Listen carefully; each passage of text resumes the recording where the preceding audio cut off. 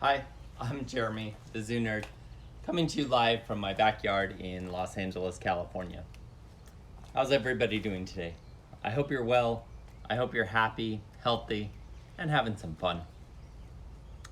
To start off with, I want to talk a little bit about yesterday was World Giraffe Day. Yesterday was also the summer solstice. It is the longest day of the year in the northern hemisphere, and so it was selected to be World Giraffe Day several years ago by our friends at the GCF, Giraffe Conservation Fund, who do amazing research with giraffes and are working very hard to help slow down or stop the current extinction of giraffes that is going on as giraffes have lost many members of their species over the past several decades. The reason I'm talking about giraffes, one, World Giraffe Day was yesterday. Two, I've already done an episode of Critter Chat about giraffes. That is episode 9. So it was a very early episode, but you can go back and watch that again if you missed it. It's on my YouTube channel, easy to find there, and also on my website at jeremythezoonerd.com. So check that out.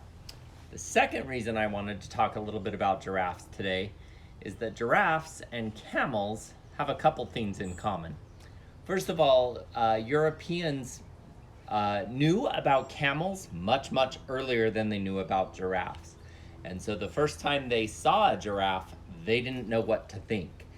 And they knew about leopards as well. And so they thought a giraffe was a combination of a leopard because of its spots and a camel because of what it eats and kind of its basic head shape. And so the scientific name for giraffe is Camelopardus, camel and leopard. And today we're going to talk about camels because today is World Camel Day. We're going to talk about the whole Camelidae family, which includes camels, which are Old World or Asia and Africa. Europe is technically part of the Old World as well, but there's not camels in Europe. So the Old Worlds are the camels, and the New World version we pretty much call llamas, although there's, we should really call them guanacos, because that's the wild relative. Today's episode of Critter Chat will also dive pretty deep into the difference between what is a domestic animal and a wild animal. And that's really important in talking about camels.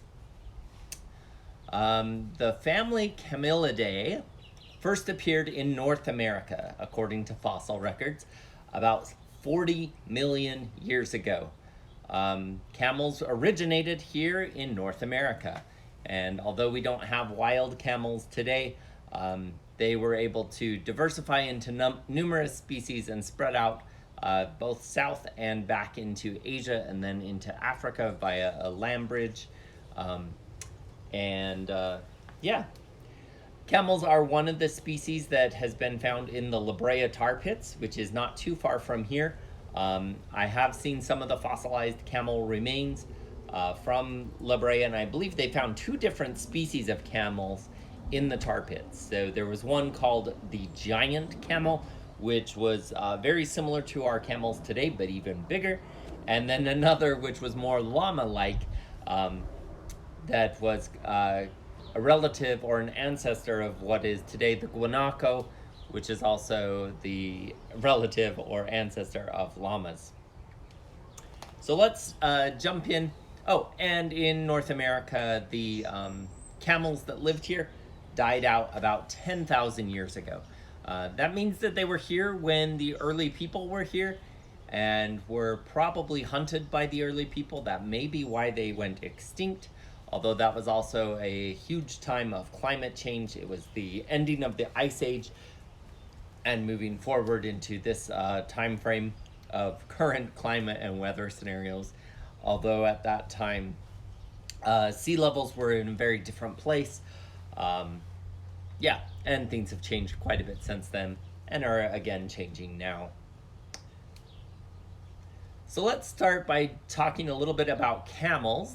So Camelidae is the family level. Below that, it splits into the genus level. Genus level, there's two different genuses, the Camelus genus, which are the camels, and the Llama genus, which are the llamas and their relatives. The Camelus are in Old World, Africa and Europe, and the llamas are in New World, which means South America today. In the camel side of things, it is recognized by most people that there are three species. There's the Dromedary Camel, which are the ones with one humps. And then there are two different species of the Bactrian Camel. Those are the ones with two humps. And we'll go through each of those a little bit. So first of all, the Dromedary Camels. These are the ones that you would see in northern Africa, along the Sahara Desert, in areas of the Middle East. They can also be seen in other parts of Asia, and oddly enough, you can find camels running free in the middle of Australia. Now, the ones in Australia are not there naturally. They were brought there by people. They either escaped or were let go about 150 years ago, and now they've been breeding for a while, and their wild or feral descendants now live in the middle of Australia. There are possibilities of trying to relocate them and remove them from Australia, but they kind of have to find a good place for them to go. In Australia, they cause a little damage and outcompete some of the other native species that live in that area, but they are kind of roaming free in the middle of Australia now. Dromedary camels have one hump. If you want an easy way to remember the two main different types of camels, dromedary is one hump. If you look at it from the side, it looks like a big letter D laying down one hump, whereas a Bactrian camel has two humps, and laying on its side, it would look like a letter B laying on its back. The dromedary camels only exist as domestic or feral populations, which feral is a domestic animal that now roams free. So like some of the horses that are here in the western United States, they are also a feral population. In places there's dogs or house cats that live on their own, that don't have owners, that don't get food from people. Those are also feral populations. But dromedary camels only exist as domesticated. That means that they are cared for by humans, they were bred by humans, most of them are owned by humans, and that all started happening about 3,500 years ago, kind of in the Middle East area. And the people in that time kind of captured some wild camels, and then they started to breed them very specifically for certain traits. And eventually all those camels, either the wild ones died out, or they were all captured and bred and used by people. Particularly some of the people that really thrived with owning dromedary camels are a nomadic group of people that lived in the Middle East and Northern Africa called the Bedouin people. And with camels, they were able to flourish and thrive without ever having like a homeland. They would kind of wander from this part over to this part and up to this part and back down, kind of always in migration. Alongside the camels could be used as a transport. They would ride the camels. They would pack goods on the camels that they would trade with people. And they would also use the camels as food. They would eat them. They would use their hides to help make shelters. They would shear them or cut their hair off when it was long and shaggy during the wintertime and sell that or make clothing out of it. And camels were really a way for that people to really prosper and thrive thousands of years ago. And up until recent times, they were still used quite a bit. Today, domesticated dromedary camels are still used, sometimes as pack animals, but mostly as like a touristy thing or a way for people to go visit places that you can sign up and go do like a camel caravan through the desert for a couple of days, and you'll ride camels and they'll carry your tent and set up your tent, and the next day you'll get up and ride the camels again and go sightseeing on camelback. Dromedary camels are huge. They are between 7 and 11 feet in length, and they are about 6 feet tall at the shoulder. So that means where their neck hits their body is about as tall as me. So their head is all the way up here. They are very, very tall animals. They are also pretty heavy. They weigh between 850 and 1,300 pounds for a big male. The males are typically a little heavier, a little bigger than the females. So their cousins that live further east in Asia are the Bactrian camels. They live kind of in the area of far western China and Mongolia, out in the Gobi Desert. The Gobi Desert is not nearly as hot as like the Sahara Desert for most of the year. During the summertime, it can get nearly as hot, upwards of like 110, 115, 120 degrees are common temperatures where both the dromedary camels live and the Bactrian camels in the summertime. But the Gobi Desert also gets very, very cold, getting down to -20 during the wintertime. So the Bactrian camels have a huge shaggy coat that they grow every year. Long shaggy hair keeps them warm during the winter, and then during the spring they shed that, and they have very thin, fine hair during the summer that then starts to grow longer again as they move into fall. Bactrian camels have 2 humps. They are also very large. They are between 10 to 11 and a half feet long, so they're a little bit longer than the dromedary camels, but they're a little shorter at the shoulder, so they're about 5'5" at the shoulder, but they're also a little more bulky, so they typically weigh a little more, weighing between 950 to 1,100 pounds on average. So they're not quite as tall as their dromedary cousins, but they're a bit more bulky and heavy. It is estimated that the domestic Bactrian camels, that there's about 2 million of them that live in various countries, kind of between like just to the west of India, like Pakistan, Turkmenistan, Uzbekistan, those countries that all have all those stan names. From there over into parts of China, there's domesticated Bactrian camels. And then there's a small population right by the Mongolia-China border in the Gobi Desert, where there are still under 900 wild Bactrian camels. And they are listed as critically endangered. Their population is decreasing. There's numerous reasons why. We'll go over those in a minute. So let's switch gears for a bit and talk a little bit about the New World versions. So in the llama family, there are 2 domesticated species and 2 wild species in the New World, in South America. Let's start with the wild species, the guanaco. Guanacos live in the mountains, in the Andes Mountains, and they live kind of on the dry side of the mountains. So with the Andes Mountains, they're a big chain of mountains that run down the western side of South America. And to the east of that is mostly like the Amazon jungle. And then down lower in Argentina and Brazil, it's kind of a big grassland area. But on the west side of the mountains, it's pretty much a desert. That would be the country of Chile, a big portion of the country of Peru, parts of Argentina, and most of Argentina and Chile go down to the very bottom of South America. That's where most of the guanaco live. 80% of guanaco live in Argentina, with some living in Chile and some living in Peru, and a couple in a few of those other countries like Bolivia. They are also pretty good size. They're about 6 or 7 feet in length. They're only about 3.5 to 4 feet tall at the shoulder.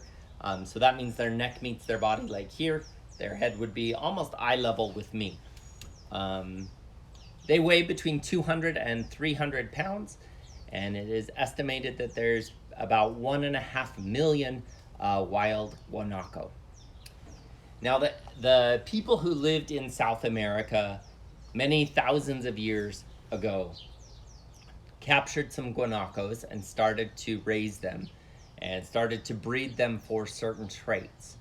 And through that, they kind of got 2 different domesticated species. one of which is the llama. Most of us are familiar with a llama. Llamas were bred specifically to be pack animals, to be loaded up with other things, to carry those things around, kind of like you would use a donkey or a horse in some areas. And the way they used camels for some things in the Middle East and Asia. Now, llamas, they bred them specifically using bigger guanacos. So they tried to find the biggest guanacos to breed to make what is now today llamas. They also tried to use animals that were a little more calm around people so that they could kind of get a more calmer disposition instead of a wild animal that would try to argue or fight with them as they needed it to do things.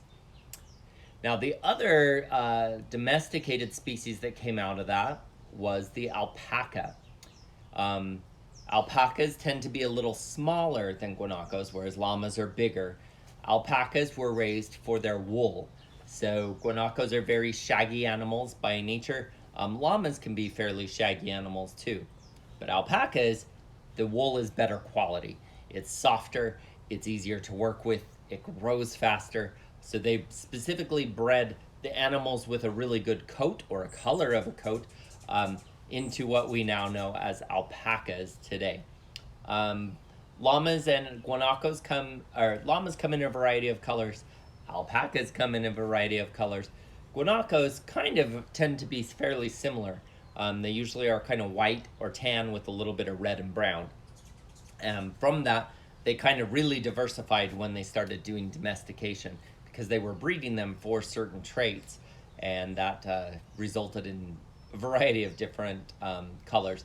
And sometimes with llamas today, you may have like a dark brown parent and a white parent, and the baby you get is kind of red. So it's all kinds of color palette mixed up in domesticated llama populations today. There's another species in South America that is a wild species, and it is the smallest of all of them. It is called the vicuna. Vicuna are pretty delicate looking. They look really fragile, and they live a little further north than the guanacos. So most of them live in Peru, with a big population also in Bolivia, some in Chile, some in Argentina. And it is estimated today that there's about 500,000 wild vicuna. There are also some vicuna in captivity, although they are not domesticated, and we'll go over what that really means here in a minute. Vicuna have the softest hair of any of those animals. Vicuna hair and vicuna sweaters especially are still highly prized in the world of fashion today. They used to make all sorts of clothing items out of vicuna, and it almost made them go extinct. By the time the 1960s were around, vicuna populations had almost completely disappeared. The people who grew up in South America for many generations would occasionally round up the wild vicuna and cut their hair and let them go back. They were never domesticated. They were never owned by people and fed by people. They kind of just would catch them once a year, cut their hair, and use their hair to make clothing. But they always remained a wild animal. And then once kind of the industrialization of the world happened and people realized how soft this vicuna hair is, it's way better than like sheep's wool. They started to just kind of go in sometimes and shoot the vicuna to get their hair. And that made them almost go extinct. So in the 60s, they realized that there was a problem. They started working together, the different countries where vicuna lived. And by 1975, they universally said, no more vicuna trade. You couldn't shave a vicuna, you couldn't catch a vicuna, you couldn't kill a vicuna. And because of that, their population luckily started to increase. Today, they are listed as least concern because they have rebounded to a pretty good population of 500,000 wild animals. In the 1990s, as their population was coming back, people who remembered or knew what vicuna hair was like said, let's see if we can get the government to let us catch some and cut their hair and use their wool again to make clothing. So today, vicuñas are still caught. They're rounded up using mostly traditional methods. They found out that because they are wild animals, if they just get a lot of people and kind of slowly surround them, that works better than if they try to round them up using like nets or jeeps or anything of that nature. If they do it with people, the animals stay more calm. They're able to round them up in a non-violent way, shear their hair in the springtime so that they have the summer to be cool with shorter hair, and then they grow their heavy coat again for their wintertime. So vicuña wool is available today. It is traded worldwide. Most of the people who do the actual cutting of the vicuña hair or wool live in a very meek setting, but once it gets processed and sold, vicuña sweaters sell for hundreds and thousands of dollars globally. So it also kind of exposes some interesting theories about how money works in a global economy, and that sometimes the people who do the hardest work aren't getting the pay for it that people are willing to pay for the end good. Which, that's a whole topic for somebody else. I'm just here to talk about animals and how to protect them. I want to talk a little bit about adaptations that both the camels and their South American cousins, the llamas and guanacos, that they all share. Once you start looking at some of these adaptations, although they look fairly different, you can see some of the similarities and why they're all grouped together in the family Camelidae. First of all, their feet. They have wide, flat feet that as they walk, they kind of expand. So as they step down, their toes kind of squish out a little bit. For the camels, that really helps them crossing the sand in the desert settings. For the Bactrian camels that live in places where it snows, it also helps them walking in snow. For the llama group, it helps them to climb up the mountains. They live in a very mountainous area, and that helps them to be a little more sure-footed on rocks.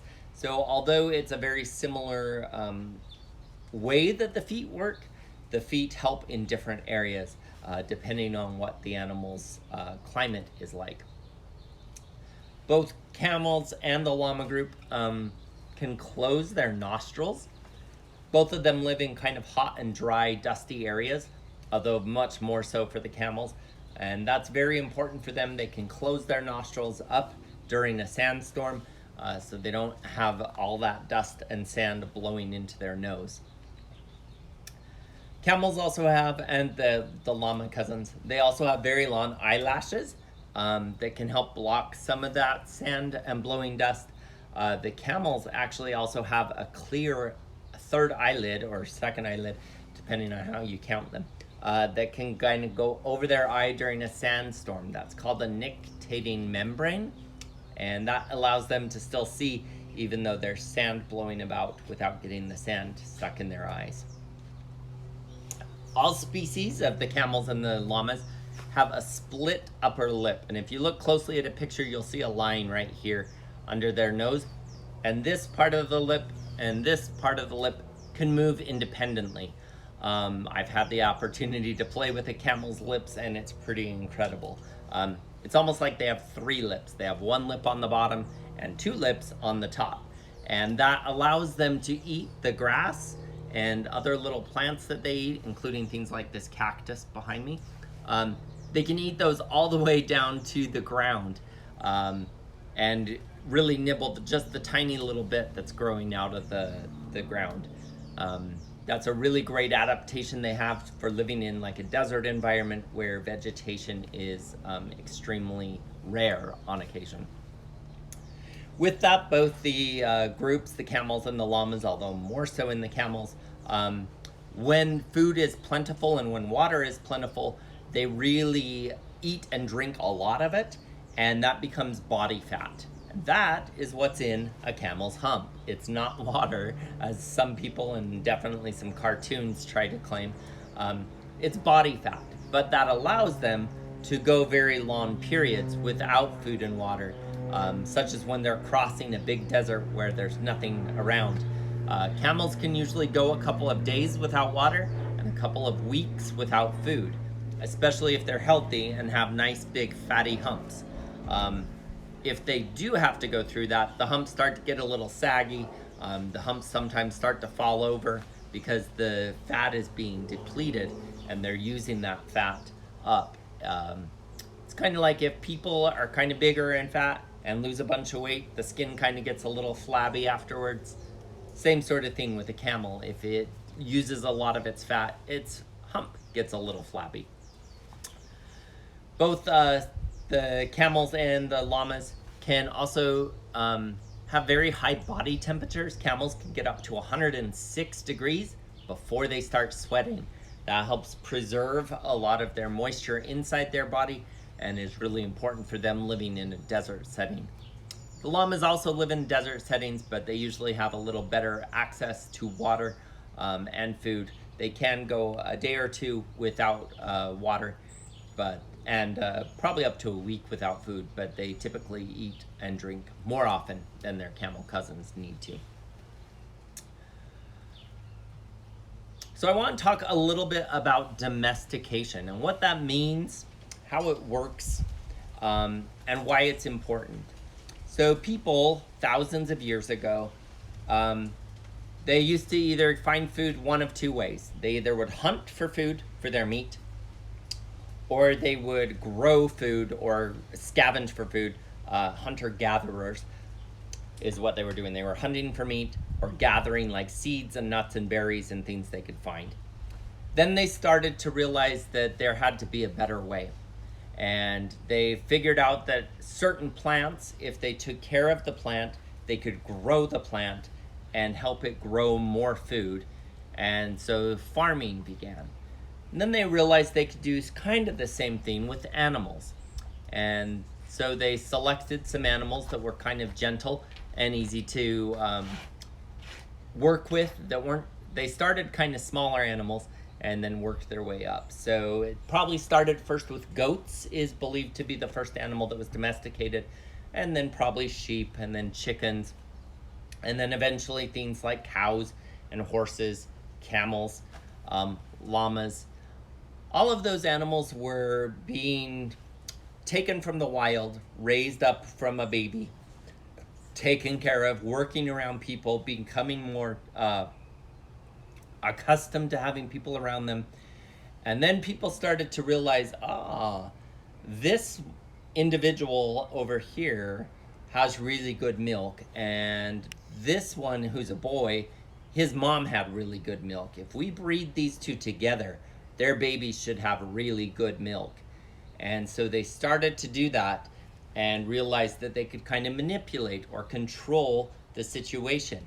And that is how and why domestication happened. Domestication does not happen in one generation or two or three or four. It's hundreds of years of selective, careful breeding that allows people to kind of be in control of the animals. They have to provide the animal with food or help get the animal food. And then they can raise that animal and control the breeding to get certain things the way they want. Maybe it's a certain color, maybe it's a certain way the hair grows, maybe it's milk, maybe it's a temperament that allows you to ride that animal or have that animal carry things for you. And so over time they've domesticated about 20 to 30 species, depending on how picky you get with what's domesticated. But things like dogs and cats and cows and horses, things we would call farm animals today, were all domesticated over the process of hundreds of thousands of years. Now, sometimes people think that an animal in a zoo could be domesticated, something like a lion or a tiger, and that's not the case. That's not, one, it hasn't been happening nearly as long. So that's hundreds, if not thousands of years. And two, carnivores are a whole different situation because it gets tricky because they try to eat you. So there's kind of breeding out that temperament. It worked with little cats, house cats. It didn't work with any of the big cats. That's why house cats are pets. They're little. And people don't have big cats like tigers as pets very often. People sometimes try to do that. Those are still wild animals that are just being kept as an individual by people. So domestication is kind of this lengthy, hundreds of years process. And it was typically done for agricultural reasons, for meat, for wood, for hair or wool, or for transportation were the big ones. And that's how camels and llamas became domesticated, and many of those other species. I'll be sharing a link about domestication later because it is an important thing to talk about with this group of animals, because so many of them today are in fact domesticated animals. There's no such thing as a wild llama. The closest thing to a wild llama is a guanaco, but it's a completely different species now because people have played around with the genetics so much. Same with dromedary camels, the one-humped camels. All dromedary camels, the one-humped, they are only domesticated. They are all of that species that has been bred a specific way. So the wild Bactrian camels, they still exist. We haven't phased them out yet. We hope that that doesn't happen because then they would be extinct. And so there's a group that is working to protect them. They are critically endangered. There's only about 900 of them left. They live in western China and part of Mongolia in the Gobi Desert. And there's a group called the Wild Camel Protection Foundation that is doing a lot of work to really help them thrive. They're working with the government in both those locations, Mongolia and China, to create preserves to protect them. Now, even though they're in preserves, unfortunately, the laws are not very enforced in that area of either of those countries. It's a very rural area, and the people who live there are very poor. People sometimes hunt them for food or for their hair. So that still exists for these wild Bactrian camels. They also face habitat loss. They used to do nuclear testing in that area in China, and since they've stopped doing nuclear testing, they decided, oh, there's a chemical or a mineral out here we can mine. And so now they're doing mining there, and they're not a high priority species for their government to try to save. So the government has kind of been like, yeah, if they survive, they survive. So the Wild Camel Protection Foundation is trying to do some great work in helping to protect those wild camels. Wild camels, as well as the wild llama versions, which are the Vicuña and Guanaco, also face lots of competition from livestock. In places, people will sometimes scare off the wild versions so that their goats or sheep, or sometimes even their domesticated camel versions, can have the food or the water that is in that area. That sometimes causes problems as well. I hope you've enjoyed what I've shared today with you about camels and the Camelidae family. They are a fascinating group of species. My experience with them is kind of minimal. I have seen all of them at the zoo in Berlin, the Berlin Tierpark Zoo. They actually have all of them on exhibit. So they have dromedary and Bactrian camels, and guanacos, llamas, alpacas, and vicuñas all on exhibit. I have some photos, not very good ones of all of them, but I'll find some better photos and share those later today on the Facebook page. I've also worked a wee bit with camels in a zoo setting. At the Phoenix Zoo, we had camels there that you could ride. I believe they still have that there.